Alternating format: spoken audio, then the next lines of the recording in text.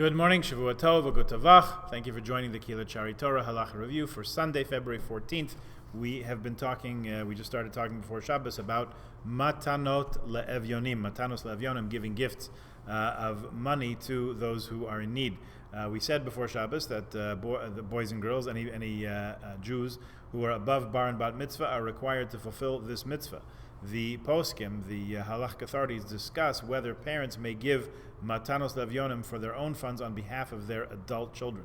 There is a difference of opinion about this, so if at all possible, any child who's above the age of education, who's reached the age of an educable age, let's call that 6, 7, 8, something, or even perhaps even younger for precocious children, with regard to the mitzvah of helping those in need, they should give from their own funds.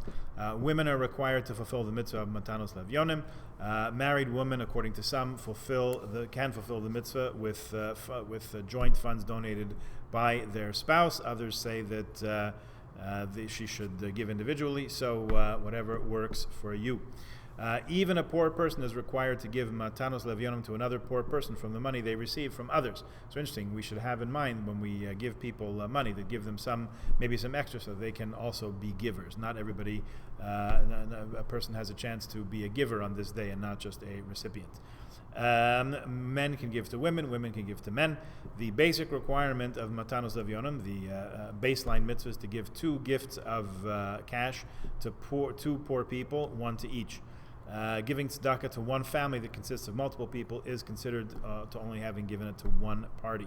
Now, how much does it have to be? Moshe Feinstein maintained that giving enough money to buy a roll and a cup of coffee is sufficient. So what's that in Toronto these days? About $15, $20, something like that. Anyway, hopefully we all have the means to be generous. Matanos le'evyonim can be fulfilled by donating either actual food or enough person for the poor money for the person to buy food that they can eat on Purim. Donating clothing or other gifts does not fulfill this mitzvah. Additionally, if you waive a loan that a poor person owes, that is also not fulfilling the requirement of matanos le'evyonim. The idea is to give them the wherewithal to be able to buy some food for themselves to enjoy on Purim itself.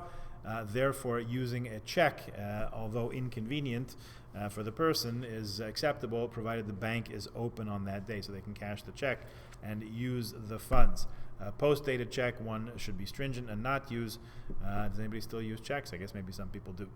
It is permitted to allocate money that was designated as machzis hashekel, as half shekel donation. We spoke about before Shabbos. It was Shabbos shkalim, to fulfill the mitzvah of matanos le'evyonim if the funds will be disbursed on Purim. One may not fulfill the mitzvah of matanos le'evyonim and mishloach manot with the same gift, even if the recipient of shalach manos is poor. They should be fulfilled as 2 separate mitzvahs. One also cannot fulfill this mitzvah by donating money to a Jewish charity, a Jewish institution, unless this organization takes care of poor people who struggle to have their basic needs met.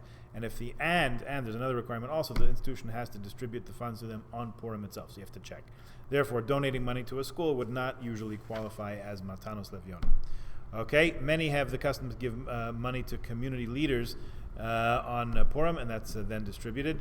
So that's another way to do it. I'm certainly ready and happy to help anybody with that.